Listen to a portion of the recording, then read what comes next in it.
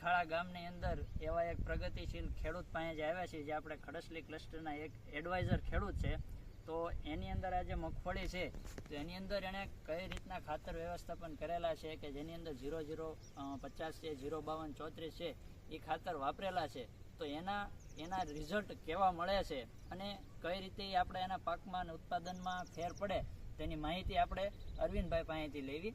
તો તમારું નામ જણાવજો. નમસ્તે, મારું નામ અરવિંદભાઈ લાલજીભાઈ દોમડિયા, મારું ગામ લીખાળા. આ મેં ગિરનાર 4 નંબર વાવેલી છે, બરાબર.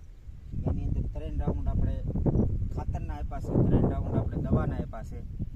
ખાતરમાં આપણે પાયાનું ખાતર એવડીનો ખોળ, લીંબોળીનો ખોળ, પછી 20-20-0-13 અને ફાડા સલ્ફર, આ આપણે પાયામાં વાપરેલું છે.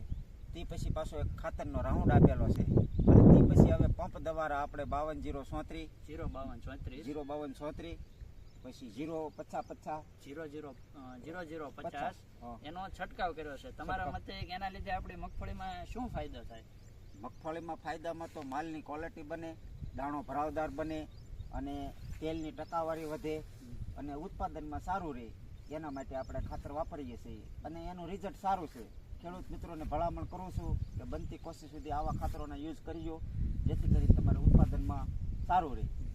તો અરવિંદભાઈએ જે રીતે જણાવ્યું કે 052-34 છે અને 0050 છે, જેના લીધે શું થાય કે જે આપણે જમીનમાંથી આપતા હોય છે એના લીધે જે વોટર સોલ્યુબલ ખાતર આવે એ તમે પગ દ્વારા છંટકાવ કરો તો એના લીધે જે આપણે ખાતર જમીનમાં આપતા હોઈએ છીએ એના કરતાં સીધો આપણા છોડને પૂર્ણ સ્વરૂપે મળી જાય અને સારામાં સારું જે પ્રમાણે છે કે તેલની ટકાવારી છે અને દાણો ભરાવદાર થાય અને આપણું જે ઉત્પાદન છે એમાં સારામાં સારું રિઝલ્ટ